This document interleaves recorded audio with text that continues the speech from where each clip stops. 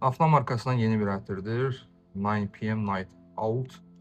Bu ətri ilk dəfə sərgidə görmüşdüm.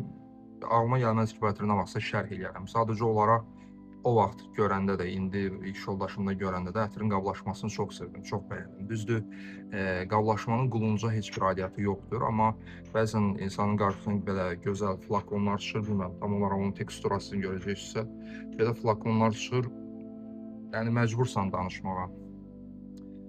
Səhv eləmirəmsə bizim, yəni manatla hardasa 80-90 manatdır. Çox ağırdır. Yəni gəl əvvəlcə şeydən danışaq.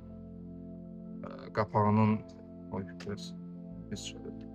İçində də Aflan yazılıb, üstündə də, hər yerdə də çox qəşəngdir. Ümumiyyətlə toxunmaq qəribə hiss verir adama.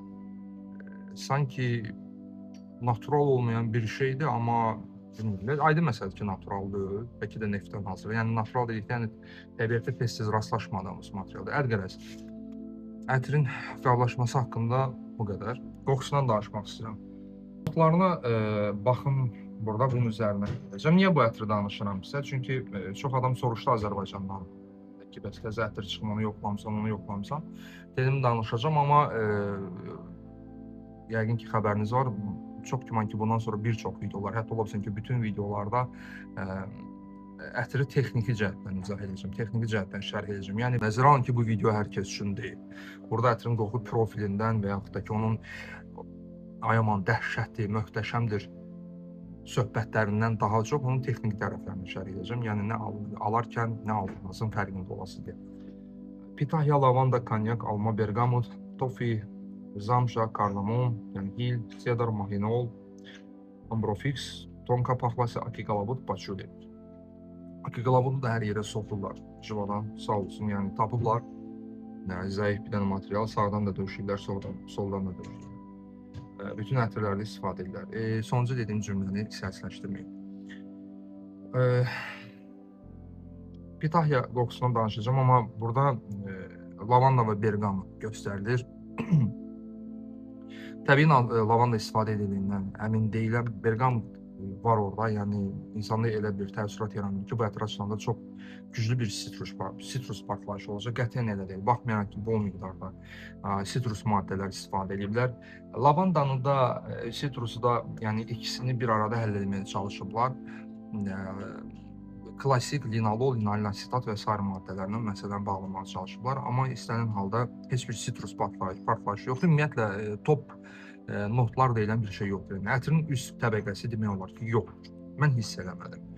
Yenə deyirəm, çox bol miqdarda, yəni sitrus ola bilsin ki, qatıblar, amma yenə də ətir açılmıyor və hətta bol miqdarda dihidromirsenol, hidromirsenol və yaxud da DHM istifadə ediblər.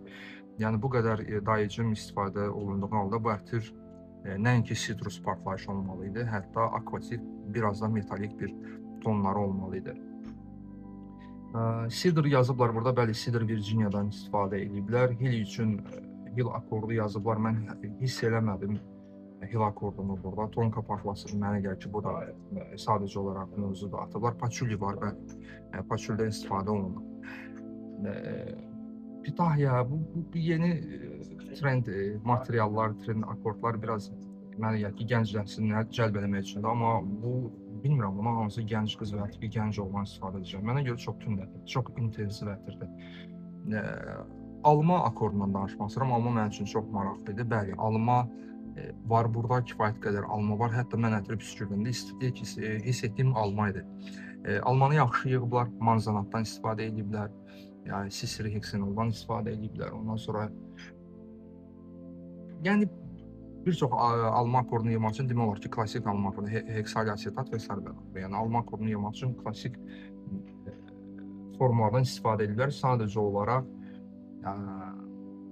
almanın tumu yoxdur. Almanın tumunu əlavə eləmirlər. Okey, 150 real ancaq maksimum bu qədər. Yəni almanın tumunu əlavə etmək akorda vacib deyil, mütləq deyil, amma əlavə edərsinizsə, bu artıq sizin peşəkarlığınızdan da xəbər verir deməyim, çünki peşəkarlıqla da, peşəkarlıqdan gələn bir şeydir, amma həm də xırdaçılıqdan, yəni maksimalizmdən, perfeksionizmdən, necə adlandırılarsa bu şeyi, xüsusiyyəti oradan doğan bir şeydir ki, okey, mən almanın yaşıl tərəfini əlavə etdim, əgər yaşıl almasa, ağ tərəfini əlavə etdim, onun sulu hissəsini əlavə etdim, turş məzəni, okey, mən bunun tumunu da əlavə edəcəm.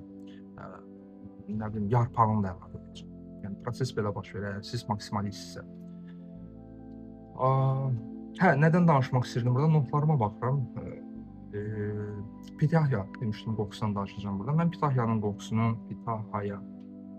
qoxusu məndə belə dəhşətli bir təəssürat yaratmıyor. Okay? Çünki qoxusu demək olar ki, yoxda aroması var.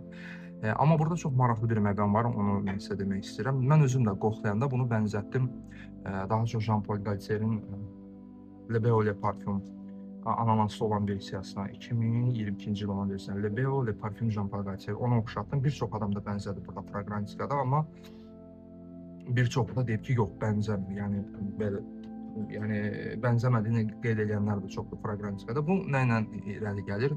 Pitahya akordunu yığmaq üçün yenə də alayl amayl qlikolatdan istifadə edirlər. Hansı ki, bu maddə ilə həm də ananası bina edirlər, inşa edirlər. Ona görə də bu Pitahya, ümumiyyətlə üst tonlar Pitahyadan daha çox ananasa qaçır. Bilmirəm, düzgün akord, düzgün balanslaşdırmayıblarmı, yoxsa doğrudan mən heç vaxt Pitahya akordu yığmamışam. Bəlkə də belə lazımdır, amma istənilən halda ətrin üst notları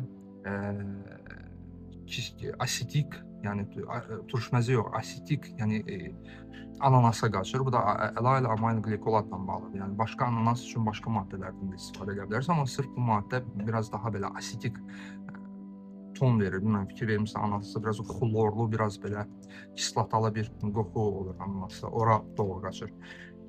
Yekun olaraq ətir haqqında fikrini bilmək istəyirsə, heç çox belə bir ətir istifadə etməzdim. Çünki bu ətir hal-hazırda trend, bu cür qoxular hal-hazırda trenddədir. Ruslar buna ambra dirviyaşki deyirlər. Yəni amber wood akord deyirlər. Mənim xoşum gəlmir. Yəni qoy onunla qeyd edim. Niyə? Çünki mənim burnumu deşir. Burada ambrosianid və nordimbanol maddələri mənim burnumu deşir və bu maddələr okey güclü əmbəri və odunsu tekstura versə də ətrə, məndə biraz tər qoxusu assosiasiyası yaradır. Yəni o maddələri şərq dünyasında çox sevirlər. Çox güclü qalıcılıq verir ətrə və 20-25%-dən az deyil bunun tərkibi. Çox güclü qalıcılıq verir, amma mən bu profilli ətirləri sevmirəm. Məsləhət almaq istəsəniz məndən məsləhət görmürəm.